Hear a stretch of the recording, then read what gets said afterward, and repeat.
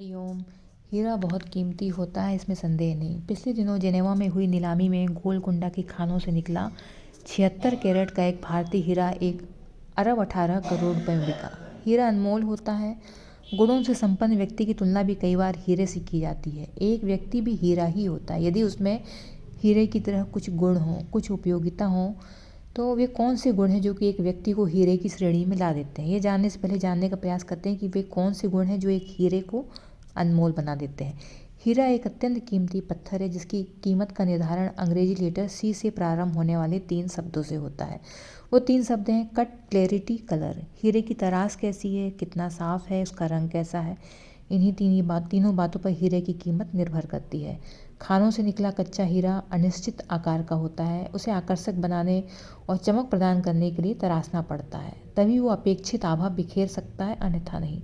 हीरों को तराशना कोई बच्चों का खेल नहीं है। हीरा तराशना एक कला है। सही प्रकार से तराशे गए हीरों की ही बाजार में अच्छी कीमत मिलना संभव है।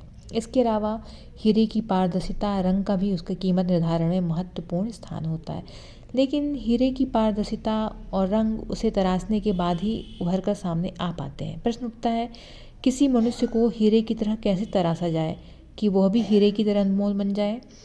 एक मूर्तिकार से उसके एक प्रशंसक ने पूछा कि वह इतनी सुंदर मूर्तियाँ कैसे बना लेता है।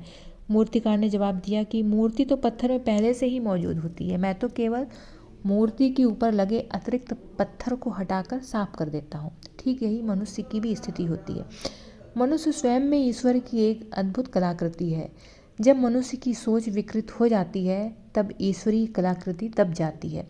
अपनी सोच को सही दिशा अथवा सकारात्मकता प्रदान करके हम पुनः ईश्वरीय कलाकृति में बदल जाते हैं।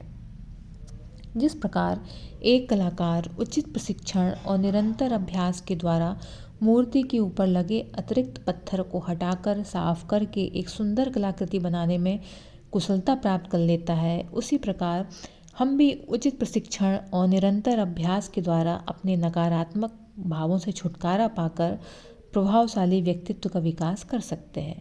नकारात्मक भावों से छुटकारा पाने का अर्थ है सकारात्मकता का विकास। अविद्या, अस्मिता, राग, द्वेष, अभिनिवेश आदि क्लेशों की समाप्ति या नकारात्मक भावों से छुटकारा ही व्यक्ति की वास्तविक तराश है। इससे व्यक्ति के मन में हिंसा की समाप्ति होकर करुणा और मैत्री का विकास होता है। तभी उसका हृदय संकीर्णता का त्याग कर विस्तृत होता है, अधिकाधिक संवेदनशील बनता है और इसमें पारदर्शिता आती है और वह आकर्षक लगने लगता है। यही पारदर्शिता और आकर्षण उसे समाज और राष्ट्र के लिए उपयोगी और हीरे से भी कीमती बना देता है, इसमें संदेह नहीं है। संत कवि रहीमदास जी कहते हैं, बड़े बड़ाई ना करें, बड़े न बोलें बोल, रहीमन हीरा कब कहें, लाख टका मेरो मोल। अर्थात सद्गुण ही व्यक्ति को हीरे की तरह मूल्यवान बनाते हैं। अतः मूल्यवान बनने के लिए व्यक्ति में मानव मूल्यों का संचय अति आवश्यक है। तो ये थे विचार कि हम मनुष्य हीरे की तरह कीमती कैसे बने।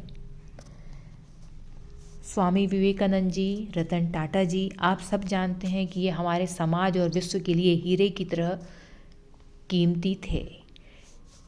विचार पसंद आए, वीडियो पसंद आए, सब्सक्राइब कर लें, बेल बटन दबा लें, शेयर लाइक ज़रूर करें।